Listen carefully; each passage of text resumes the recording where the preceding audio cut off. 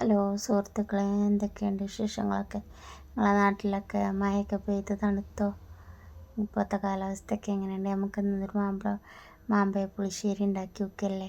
അതിന് വേണ്ടിയിട്ട് കുറച്ച് മാങ്ങ എടുത്തിട്ട്, നാടൻ മാങ്ങ ആവണേ, നാടൻ മാങ്ങ എടുത്തിട്ട് കേക്ക് വൃത്തിയാക്കിയിട്ട് അതിൻ്റെ തൊലി കളഞ്ഞ് ഒരു പാത്രത്തിലിടുക കേട്ടോ.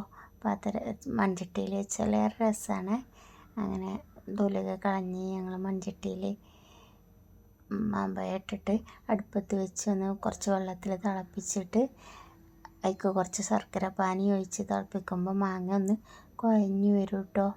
കുഴഞ്ഞ് വരുമ്പോൾ അതിലേക്ക് പിന്നെ ഒരു സ്പൂണ് നെയ്യ് ഒഴിച്ച്, നെയ്യ് തന്നെ ഉണ്ടാക്കണേ. നെയ്യാണ് അതിൻ്റെ ടേസ്റ്റ്. വെളിച്ചെണ്ണയിൽ ഉണ്ടാക്കിയാൽ അതിൻ്റെ ടേസ്റ്റ് കിട്ടില്ല. കുറച്ച് നെയ്യൊക്കെ ഒഴിച്ച് പിന്നെ ഒന്നിളക്കി കൊടുത്ത്, അപ്പോൾ ഇങ്ങനെ കുറുന്നനായിട്ട് വന്നു കേട്ടോ. അതിൽ ശർക്കര പാനിയൊക്കെ ഒഴിച്ചിട്ട് കുറുന്നനായിട്ട് വന്നേ. അതിൽ കുറുന്നനായി വന്നാൽ പിന്നെ നമുക്ക് നെയ്ക്കിന് ആവശ്യമുള്ളത് തേങ്ങ ചിരവിയിട്ട് തേങ്ങയും കുറച്ച് തൈരും തേങ്ങയും മുളക് പൊടിയും മഞ്ഞൾപ്പൊടിയും കൂടി മിക്സിയിലിട്ട് അടിച്ചെടുത്തിട്ട് അത് അതിലേക്ക് ഒഴിച്ച് അതൊന്ന് തിളച്ച് വരുമ്പോൾ ഓഫാക്കുക.